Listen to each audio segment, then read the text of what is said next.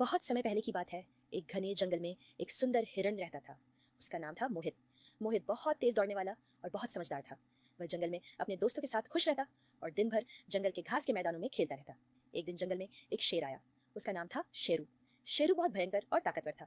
उसने जंगल में आते ही सबको डराना शुरू कर दिया। जंगल के सभी जानवर शेरू से डरने लगे, लेकिन मोहित के मन में डर नहीं था।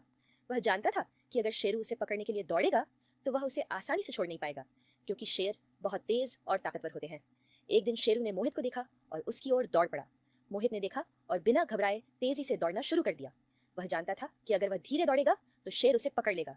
मोहित अपनी पूरी ताकत से दौड़ता गया और कुछ ही समय में वह जंगल के एक गहरे जंगल में पहुंच गया। वहां एक बड़ा पेड़ था जिसके नीचे बहुत घना और छायादार इलाका था।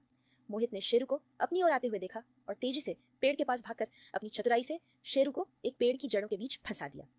शेरू फंसा हुआ देख बहुत गुस्से में था, लेकिन मोहित ने उसे समझाया, शेरू, मैं नहीं चाहता कि तुम मुझे नुकसान पहुंचाओ। तुम अपनी ताकत से जंगल में सभी को डराते हो, लेकिन हमें एक साथ रहकर इस जंगल को शांत और खुशहाल बनाना चाहिए। शेरू ने मोहित की बात सुनी और थोड़ी देर सोचने के बाद उसने अपनी गर्व की भावना को छोड़ दिया। उसने मोहित से कहा, तुम सच कहते हो, मैं अपनी ताकत का गलत इस्तेमाल कर रहा था। मुझे सबको डराना नहीं चाहिए था।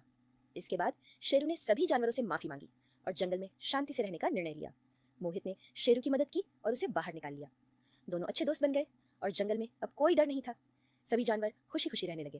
कहते हैं कि समझदारी और साहस से किसी भी मुश्किल को हल किया जा सकता है।